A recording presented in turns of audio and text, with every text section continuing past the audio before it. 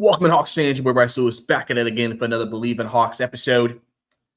The Atlanta Hawks destroyed the Wizards for a second straight game, and the storyline was a little different in this game. Obviously down a couple of starters, but still the same result. First game was Jonathan Kuminga. This game it was CJ McCollum and Corey Kispert having a big game against their former team, so that helped the Hawks get to their third straight victory, and now only one game away from 500 once again, to potentially continue to stack some wins during this homestand, move up the standings, and be able to maybe make a run at a 6th seed in the Eastern Conference as we enter the home stretch of this NBA season. So I appreciate all you guys tuning in for Believe in Hawks for this video and recap of the game against the Wizards. If you enjoyed this episode, definitely hit that subscribe button. And I had to just check, make sure my mic was on. Hit that subscribe button and like the video. Leave a comment down below and etc. Follow me on Twitter at Bryce_2K as well if you want to keep up with me there. And let's go ahead and get into this recap review of the game that we just watched. Hawks win 126-96 over the Washington Wizards. And like I said, this was a game where, Hawks kind of started off hot. Wizards made a run, and then Hawks were able to kind of get the lead back and kind of never look back. I would say this was it's funny because I feel like this game had more sloppy stretches of play. There was a little bit more chippiness in this game. Bud Carrington getting chippy with the Hawks a little bit. Also, Johnson also getting chippy with the Hawks too. I mean, it was a little bit of chippiness across the board from everybody, but the Hawks were able to maintain their composure for the most part in this game and come out with a victory. So that's obviously the most important part of this game. Obviously, the Hawks were down Jalen Johnson and Nickeil Alexander-Walker, both nursing injuries. I kind of expected them both not to play in this game just because, again, you would hope the team could still beat an actively tanking Wizards team without those guys. But at the same time, give those guys rest. Don't rush them back. I see them probably back for the Portland game. Hawks get 2 days off after this game. So 48 hours and then another however many hours on game day before they actually have to see if they can suit up and play against Portland in the game. Which, I mean, I would assume they would be back for both or at least one for sure. So we'll get into that a little bit later. But, like I said, the Hawks really came out in this game and kind of controlled it from start to finish. Again, like I said, CJ McCollum, Corey Kispert were the kings of this game. Corey, he's been under a lot of heat from Hawks fans. The numbers have not looked great with Corey Kispert. Hawks usually are losing on the court when he plays. And this was a game where that kind of was able to kind of reverse. He was plus 26 from the floor tonight, 33 points. He was 6 of 11 from 3. Kind of really put probably his best game together as an Atlanta Hawk since joining the team. And then CJ didn't have a good game against the Wizards actually last game, kind of bounced back in this game with 25 points tonight. And, he really did a good job of kind of setting the tone early.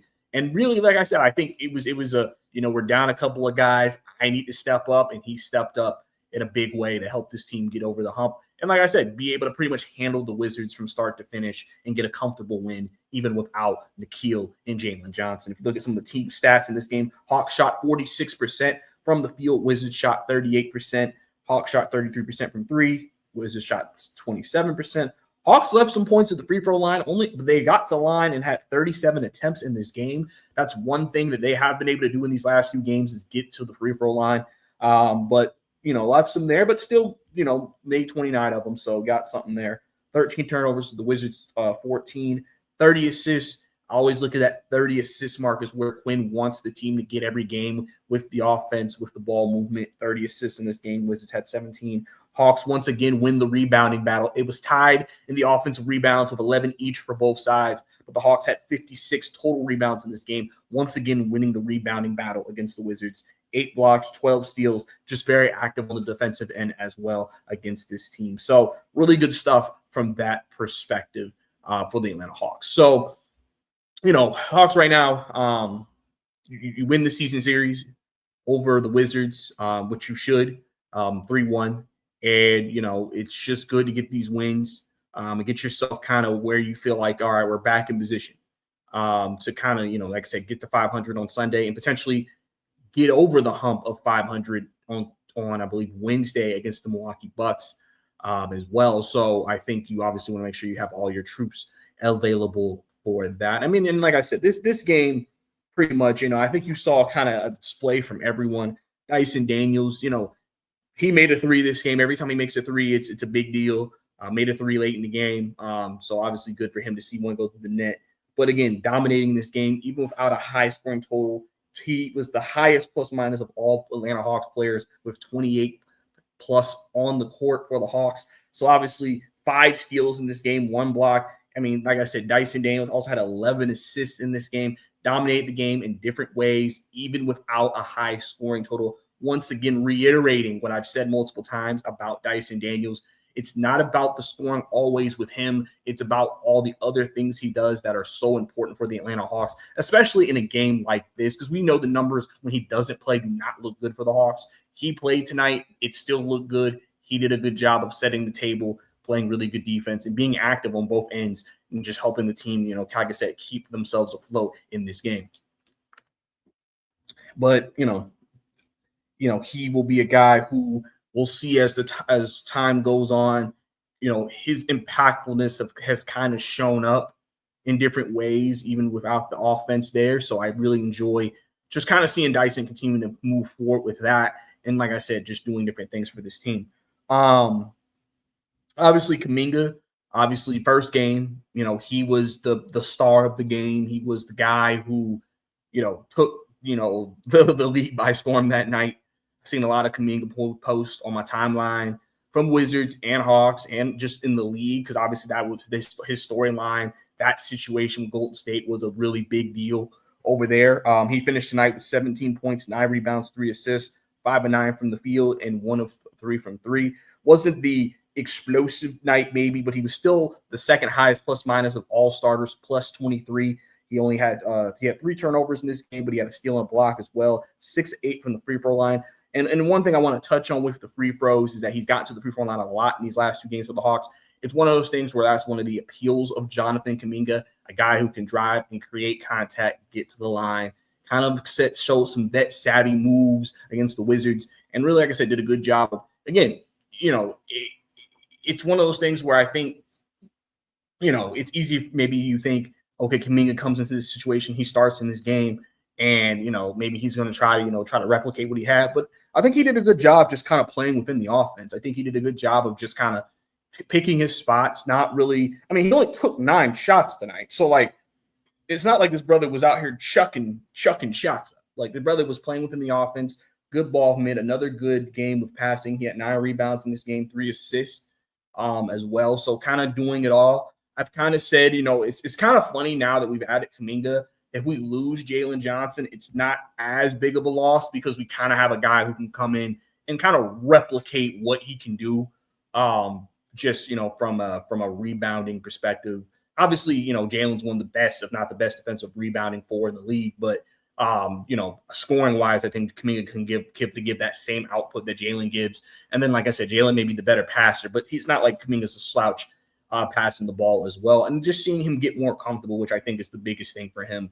And like I said, with 2 days off, I would assume the Hawks are going to have a practice in the next 2 days, which I know is going to be big for Quinn. Just, again, give Kuminga, give Gabe, give those guys another chance to kind of practice. Even Jock, just go through some more things, work on some more things, especially for Kuminga, because I think he's a big part of the plans for what the Hawks want to do as they continue to move forward. And so, it'd be good to kind of get that down with him. And, I would assume if Jalen isn't back Sunday that he'll start again, but we'll have to see what that looks like overall. But overall, I think Kuminga had a good second game. Like I said, it wasn't his first game, but, I mean, not every game's going to be that way. He was still solid, 17, 9, and 3. I ain't mad at it. Happy with what Kuminga's been giving us so far through 2 games. And also really good work on the defensive end also from him. It's also really good defense from Kuminga in this game. Another big wing that I think the Hawks needed just to defend teams, especially when they drive a lot. Wings like Portland. Obviously, they don't have Shaedon Sharpe, which will be a reprieve for the Hawks on Sunday. He's been a Hawks killer, but just having another body to kind of throw in there and kind of say, hey, we need you to defend this guy, and they can go and do it. Kongu tonight, 10 points, 11 rebounds, 3 assists. He's kind of been off these last 2 games offensively. I mean, again, it's good that he's having, I guess, off games, but at the same time, we're winning by a good margin. He was 6 of 6 from the free throw line. He had 3 blocks in this game, so he was very active on the defensive end tonight. It's funny because we know about the chemistry that him and Jalen have together on the court. So, without Jalen, he's kind of having to be working with more Jonathan, trying to get that chemistry with him and trying to, I think find their niche, which I think that's just, like I said, that's part of the growth. That's part of just more reps and playing more together as a team. So not really too worried there with Okongwu, what's happening with that. Like I said, CJ 25, 6 and 3 tonight, really stepped up tonight offensively, like we kind of expect him to do in these situations where you're down a couple of guys, especially some of your better offensive players. And like I said, CJ has done a really good job just really getting into a role. I think those first few games, you could tell he was just kind of trying to figure things out, led to some stuff that wasn't ideal. Obviously, since then, I think he's been more consistently good for the Hawks. I think he's kind of figured out his role. They've kind of changed the offense a little bit to kind of work a little bit more through CJ. So that way, he can be more comfortable, but also allow the Hawks to still play their game. I don't think Nikhil or Jalen or Dyson are selfish players. So they're going to allow whatever needs to happen if they're trying to win. This is a very tight-knit group, very close group. So they're not, going to have their egos get in the way of trying to win games, which they're trying to do right now. So really good stuff from CJ tonight. Obviously he'll be very key, I think, to the Hawks run, especially right now, as he still continues to start for the team. We'll see if that changes down the line, but I would assume for me that Jonathan Kuminga would remain a starter for the rest of the year, but we'll see how that goes. But like I said, really strong game tonight going against his old Wizards team. Like I said, got a little chippy with Trey Johnson tonight. Him getting into it with him. I think Carrington. It's interesting. It's interesting. I mean, CJ was barking tonight. Listen, 25 points, 26 minutes. I ain't hating that. And that's one thing I also do want to point out too. Dyson did play 33. Kuminga played 30, which I kind of figured he would play 30 with Jalen out. But I said, Okongwu 26, CJ 26. Kispert probably played a career high, not career high. That's why I'm not saying career high. A closer to probably a season high in minutes tonight for the Hawks. And everything. But I feel like the guys are not putting too many minutes on their legs, which I think is really important. Because like I said, they've been able to win these games pretty comfortably, so they haven't had to overextend guys to win games. So I think that's been good for sure. Let's talk about Risacher for a second. 8 points, 6 rebounds, 1 assist.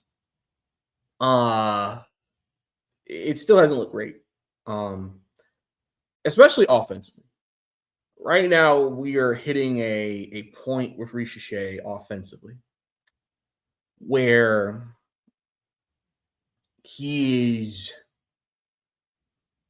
it feels like now every time he has the ball in his hands, there's a bit of uneasiness. Right now, he is not good offensively. Defensively, he still does good things. He's been on the boards. Like I said, 6 rebounds tonight. I feel like he's been really circling around the boards more. He had a good dunk in this game. He's had plays, but still not put together a good offensive performance. And it's kind of one of those things where it kind of incentivizes why they move Risacher to the bench because of how he's been playing, especially offensively.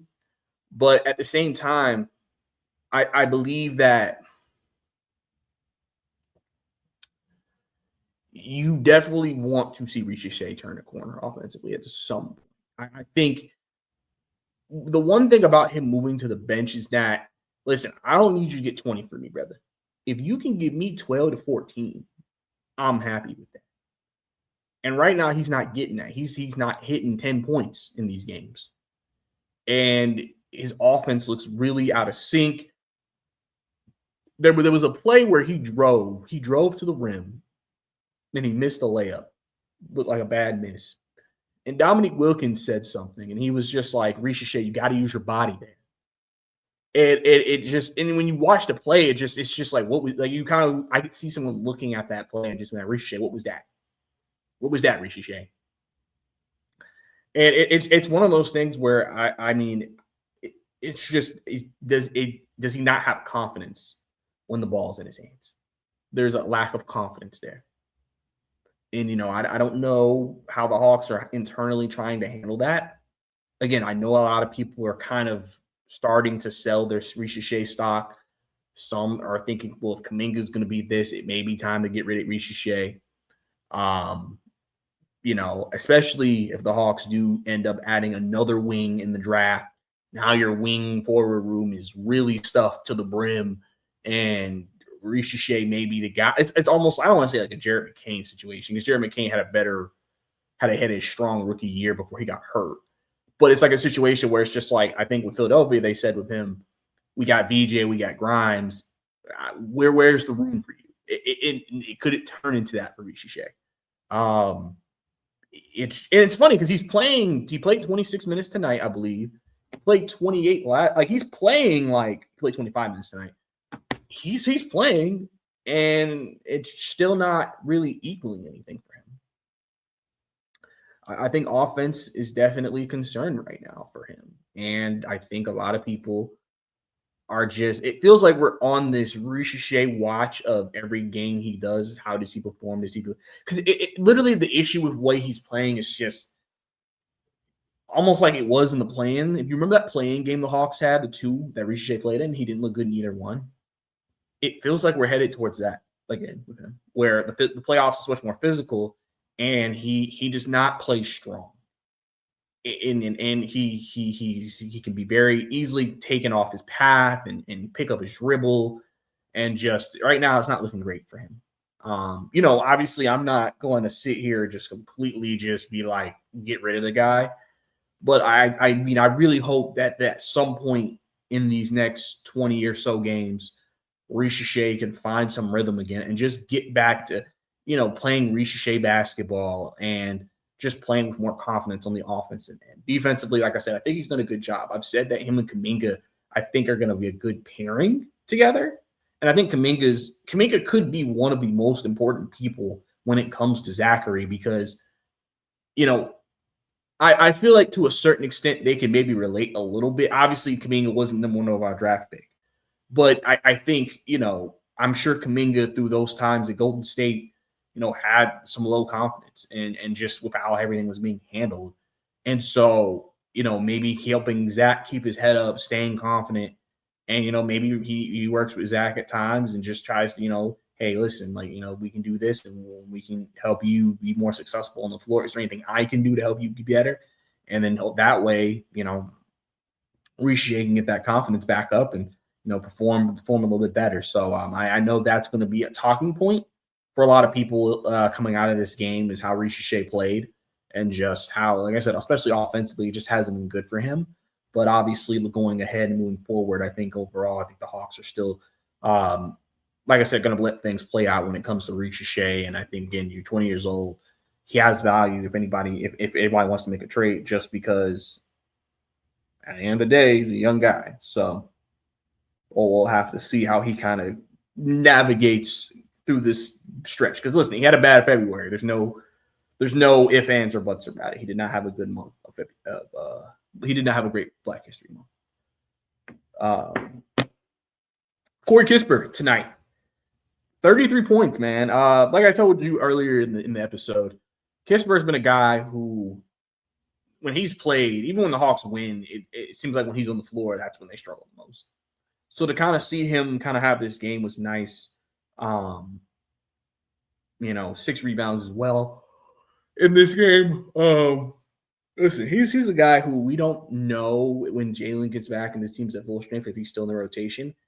I've said that I think he should be taken out of the rotation and Mo Gay stays in, but I don't know what Quinn's thinking with these situations, so I don't know.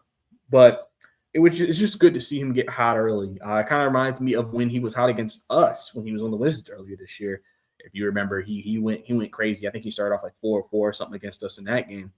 And it's just good to see him kind of bounce back, have a good offensive game, and just be in the positive of the game as well. So hopefully this is something Corey can kind of build on a little bit, continue to, because these type of performances that keep you in the rotation. So hopefully this is something he can kind of build on, and just continue to get more comfortable while he's with the Hawks. I know a lot of people have kind of been talking about at this point, if you want him moved, it's like if every good game he has just increases his trade value. So I think some people are looking at it that way. But overall, like I say, really good game for Kispert tonight, especially again, just the old team stepped up when we needed him to. Really, really big stuff from him. Jock Landale, 9 points, 3 rebounds, 3 assists. Didn't really have the greatest offensive game tonight. But, came in, did his thing. Did what we need to do to be successful. Mo Gabe, 2.6 rebounds. Gabe, 3 points, 4 assists. King Wallace got some run, didn't score, but had rebound and assists. Koloko and Newell got some garbage time minutes, and then Koloko had 4 and Newell had 2. So that is your player performances game recap of the Hawks and, like I said, the Wizards. If we look at the standings right now in the Eastern Conference, the Hawks are currently sitting at 30-31, still the 9th seed. Hornets also won, so they are still a half a game back of the Hawks right now. Heat lost to the Magic tonight, so they have lost 2 in a row now. Hawks are only a game and a half out of the 8th seed. I believe the Hawks, let me check real quick. The Hawks, I don't know. It's going to be a tiebreaker situation. The Hawks have one more game with the Heat, which is at the end of the year, which is their last game. I don't know. I'm assuming there's still tiebreaker stuff to be determined. But, they're up 2-1. The Heat are in the season series. But, like I said, a game and a half back of the Heat. And then they're only 2.5 games back of the Magic for 7. So, did I get it right? Sorry. Heat lost to the Sixers tonight. So the Sixers beat the Heat. Magic lost. Okay, gotcha. Sorry. Still those two teams are it's very reasonable they could be caught by the Hawks. The 6th seed is going to be the one that's going to be interesting. Right now, the Hawks are a full 4 games back of the Sixers. They played the Sixers, I think, in 3 games. I think like next week we play the Sixers again. If they win that game, they'll win the season series 3-1 over the Sixers, which I think actually I'd be forgetting a bunch of stuff. I said 3-1, but I'm like, I could have swore we won the first 2, but I'm not sure. 1. Yep. So actually, we already won the season series over the Sixers, actually. So that game really next week is just going to be more for standings and trying to get closer to the Sixers and try to see if that 6th seed is attainable. The 5th seed is only a game above that. So, that's, some wishful thinking, but like if the Hawks really make a run here, they can move up these standings and get themselves in a better play-in position / maybe cracking that top 6. So, be very interesting. Now, they do have a very big game with Milwaukee next week. Milwaukee's won 2 in a row. They're 26-31. They're actually playing some pretty decent basketball right now. So they're still kind of chasing to get into that top 10 of the play-in with Giannis potentially returning. So that'll be a big game. Obviously, the Hawks also want to win that game for draft pick reasons. They can get the worst out of the Bucks. So every loss for the Bucks is good. Actually, looking at the standings right now, I didn't even realize Chicago lost 10 in a row. Jesus Christ. So that's where the Hawks stand right now in the Eastern Conference. Right now, and like I said, they're in an interesting situation right now, just trying to get everybody healthy. Really, I think that's the biggest thing. I think next for this team is everybody getting healthy and we all play. And then seeing what this team looks like at full strength. But before I go, I do want to mention the fact about Hawks and Magic City are doing a collab. If you've seen on social media, Magic City, obviously a very, very famous entertainment venue in Atlanta, known for their award-winning wings, doing a collab with the Atlanta Hawks. Obviously, Atlanta, if you know the city, man, they're always different. I think this is a great marketing strategy. Shoot. And the hoodie kind of fire. I ain't gonna lie to y'all. Hoodie kind of fire. I ain't gonna make it, but one y'all want to give me the hoodie. If y'all go to the game and give me a hoodie, I appreciate y'all. So, I definitely wouldn't mind adding a Magic City hoodie to the attire. So, but I just want to mention that because I thought it was kind of funny. Obviously, didn't make waves. It made waves on social media because what NBA, I feel like businesses of profession don't associate with strip clubs, and they're like, nope, strip clubs are pretty much Atlanta culture. So, hey, we're going to have a collab. So I think that's really smart on the Atlanta Hawks part to do something like that. So that's kind of funny that happened. But I just want to make a quick mention of that as well. But I think that's about it for me, guys. If you enjoyed this episode, subscribe to the channel, like the video, and leave a comment down below. Also, hype the video as well. And then also, if you're listening to me through audio, I appreciate you. If you leave a rating on the podcast, that will always be appreciated by anybody of my listeners. And then also, follow me on Twitter at Bryce_2K if you want to keep up with me there and interact with me about Hawks basketball or other things. So I think that's about it for me. It's your boy Bryce Lewis. I'll see you next time.